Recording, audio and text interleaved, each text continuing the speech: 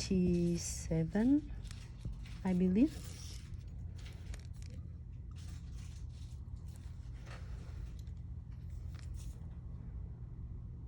About 50 to 60% of the nail. So you're going to apply the same thing, the concept, to the shorter nails clients. You can do about 50% and really gentle with the powder.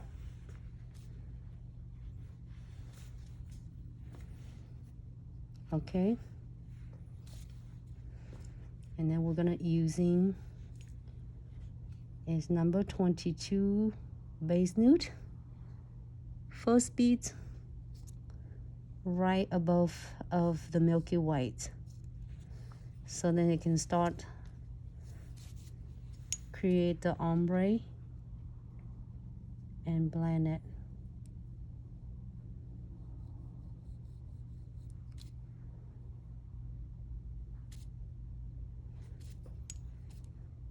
Yeah, first you say classic pink and blue.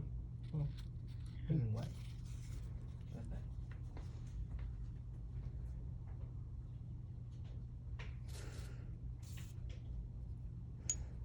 Yeah, I love this. The pink and white.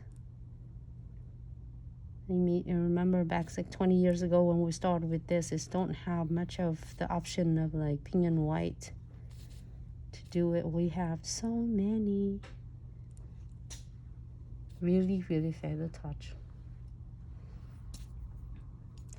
And first beads already blend with ombre. Second beads, what I want to do, it's right above the first bead and just a hair away from your cuticles area, and then tuck it in.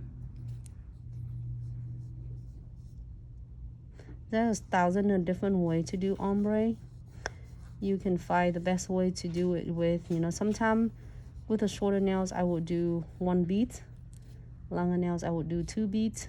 You feel like another step will be take longer, but actually it's not. A 2 beads gonna do it really fast though, and then it perfect your ombres pretty much every single times. And then we're gonna cap this with crystal clear. You're right, Brazils never go out of style.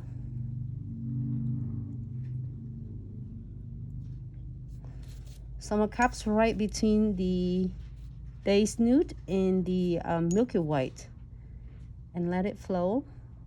Really gentle. If you're seeing that I'm touching it like very, I used to be really heavy handed. What happened when I pull my ombre, the whole entire my ombre is gone because too much pressures. Too much is not good. Too little is not good either. Too little and it's not blending the ombre. Too much is gonna pull your ombre off.